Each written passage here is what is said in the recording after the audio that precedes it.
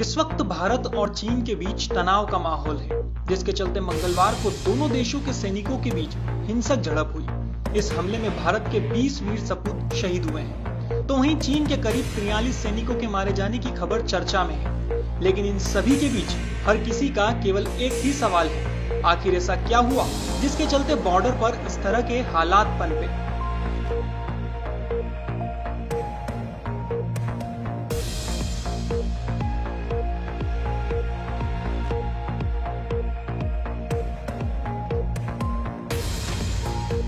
आपको बता दें, बीते 6 सालों में दोनों देशों के बीच करीब 18 बार मुलाकातें और बातचीत हुई। इसका मतलब साफ है कि पीएम मोदी ने अपने कार्यकाल में दोनों देशों के बीच संबंध सुधारने की पहल की है। लेकिन इसके बाद भी बात हिंसक संघर्ष तक पहुंच गई। इस हिंसक झड़प के बाद यह सोचना जरूरी है कि क्या लद्दाख में भारत की ओर से सड़क निर्माण ही चीन की चिंता का सबब है या बात कुछ और है।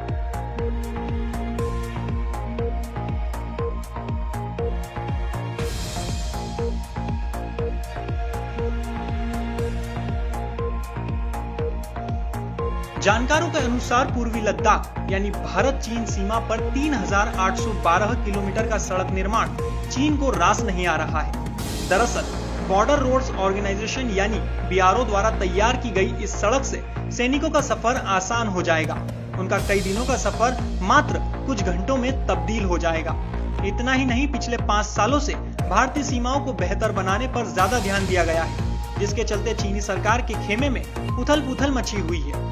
इसके साथ ही कोरोना महामारी के लिए भी सभी अन्य देश चीन को ही जिम्मेदार ठहरा रहे हैं, जो चीनी सरकार को बर्दाश्त नहीं हो रहा है। इन सभी मुद्दों को मद्देनजर रखते हुए चीन अपने जवानों को भारत से दो हाथ करने के लिए उकसा रहा है।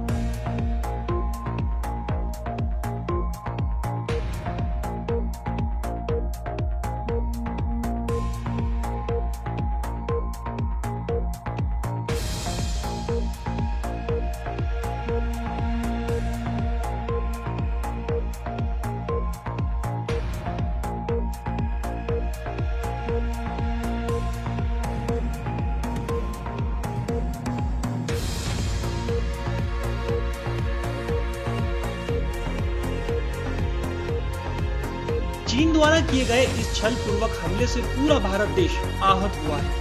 भारत के ये लाल देश में अमन चैन के लिए अपनी जान की परवाह किए बिना युद्ध भूमि में डटे रहे।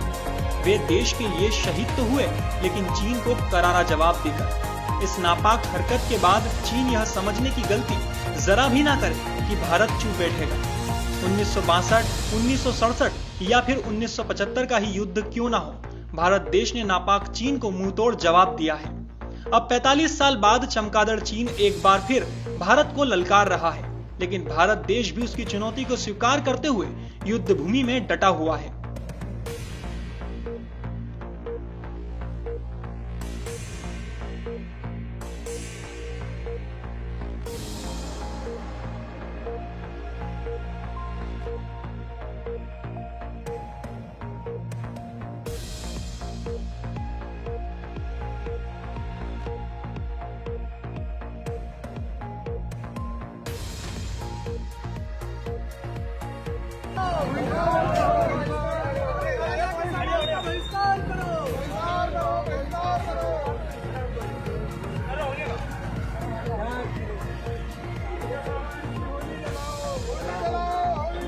चीन की तानाशाही नहीं चलेगी।